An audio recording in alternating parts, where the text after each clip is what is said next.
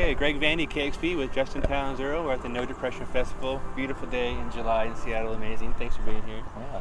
How'd it go? You played earlier. It was nice. It was. Yeah. I'm glad we made it. We made it in by the skin of our teeth Yeah. and managed to get in the suits and get on stage in time. So Yeah, I liked your getup too. Oh, thanks. It was some suspenders and some cool pants, and you got a New York thing going on. Well, I decided that I already sound like a hillbilly, and I will never get away from the fact that I'm, white trash from Nashville, Tennessee. So I might as well. I don't have to look the part. A Southern boy in New York City, right? Yeah. Cool. I like it. Southern boys have always had a long history of doing very well in New York City. Yeah. So last night you played a gig and you had some sort of you're playing and you had an accident with your instrument. You got like a blister. What happened there? Oh no, it's just kind of just average wear. This happens about once. Can you get that? Once every few months. And when I do that, I start compensating in weird ways, and I start hacking up the top of my fingers because I start holding my hand different and messing up. But was it messy? No, I mean I got a little on the crowd last night, but I mean they'll be all right. The super glue held it in today. Well, the big fans all got it. Everyone's up close. Yeah. So excellent. Well, the new record's fantastic. Well, thank you. It's a really nice collection of songs, and you recorded that in Nashville. Yes, I did. There she is now. Yeah. I told her not to call me here. So it was in Nashville, and who was producing it, and who was with you making the record? Well, it was Bobby Field again, R.S. Field, and same engineers, Adam Bednarik and Richard McLaurin, and then basically the same cast of characters that were on the first record. I decided that it was I wasn't in the right state for any kind of major change at that point, and I felt very comfortable just going back in. And we were touring so much that when it was time to make another record, we didn't have a whole lot of time to put it together. So, I had to go back to the people that I knew that could do it right then. And so far I've bet on the right horses as far as that goes. Yeah, sounds good. Now, not everyone knows maybe that you're the son of Steve Earle, and named after Townes Van Zandt. So a couple heavyweights you kind of have to live by, and do you ever feel the pressure about being the son of a great musician and being named after even a greater musician? Well, I think that my daddy didn't give me those names, I didn't to scare me, and I just don't think I know both of them, or knew one and know one, and I think that they're not really all that intimidating as people. They're actually really nice, and I don't see the point in. I'm never going to live up to Townes Van Zandt or Steve Earle because I'm just not going to try to. And luckily I ended up with a sound that kind of veered me away, right from the start, and so I got lucky in that sense. I was going to ask you about that. I mean, a lot of younger people, they want to veer away as far as they can from their parents and possibly just do the exact opposite of what their folks do. Mm-hmm. So did you have a period of time when you did that when you were younger? No, I didn't. I never wanted to be, it wasn't always wanting to be a musician, but I never wanted to, the exact opposite would be like a Republican banker or something like that. And that's your rebellion. Yeah, that wasn't going to happen. That's rebellion in my family. Yeah. That's Dad's a sharp guy. He's so smart. He's a good one too. Yeah. Really, I've talked to him a few times, and just really well-rounded person. Now you were in his band for a bit, right? He hired you as a musician or a guitar player, was it? Yeah, and I worked with the crew. Yeah. A lot.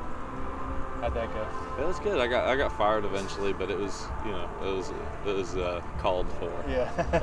Well deserving. Yeah. How old were you then? I don't recall. Probably about 20 or 21. How old are you now? I'm 27. Okay. Cool. So you're touring a lot right now in the summertime. A lot of festivals. Yeah. A lot of airplanes. Do you like the road? I like the road. I don't like the airport. Yeah.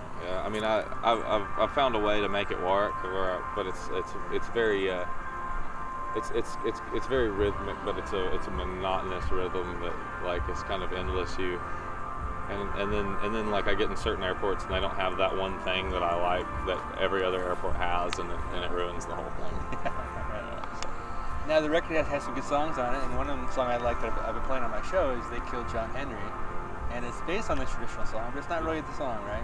Yeah, well, it's based on several traditional songs. I mean, I kind of like I kind of for the guitar, you know, it went for a more of a Doc Watson kind of thing, and then I took, you know, the two stories. I was trying to write a song for my grandfather, but you know, it's really hard to write songs for people after they pass away, because it's really hard to make them good. I mean, those emotions don't compute well into songs that people want to hear anyway. Yeah. And so I just thought that, you know, my grandfather was a really great storyteller. He was a big, you know, barrel-chested, you know, Texan with a big belly and a big gray beard and a big bald head, and he could tell a story and tell a tall tale that was just amazing. And those were two, Joe Hill and John Henry have always been, you know, those were two of his favorites, and he always liked to tell those, and so I thought it was a better way to you know, to pay respect than something emotional. Yeah. What do you listen to? I listen to a lot of things. I mean, I don't think you can make good music unless you know a lot of different kinds of music. I mean, I'm not one of those that thinks you got to listen to everything, because there's a lot of kinds of music that I just dislike completely. But you know, I listen to, you know, today I was listening to Chet Baker on the plane, and you know, I listen to a lot of bluegrass. I listen to a lot of, you know, pre-war blues and old timey, and then a whole lot of like 50s through like 70s country, and but then, you know, I listen to the Replacements and you know, everything else, you know, in RBQ, and you know, I just like music. It's just I don't think that there's anything that there's very few things that you can listen to that will ruin you, as long as you don't let it ruin you. You know? Yeah. So you might as well give it a try. Have you seen the Chet Baker documentary called Let's Get Lost? Yeah, I sure have. Amazing. Yeah. I just brought that up recently. Was this one today? I haven't. I've been actually trying to find another copy of it. Yeah, it's hard to find now. It is hard to find. Yeah. Yeah, you can find it on the street in like Paris. Yeah. Cool. Everybody I know that has it got it there.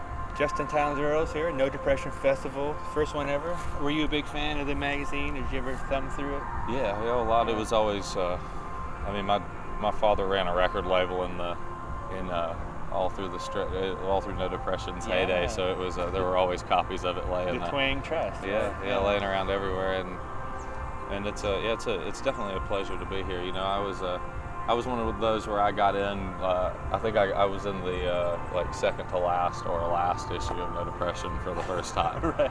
You know, and but I did manage to get in there, and I was pretty proud of that. Cool. Well, it's good to have you. Thanks so much. Good to be here. Yeah. Thank you all.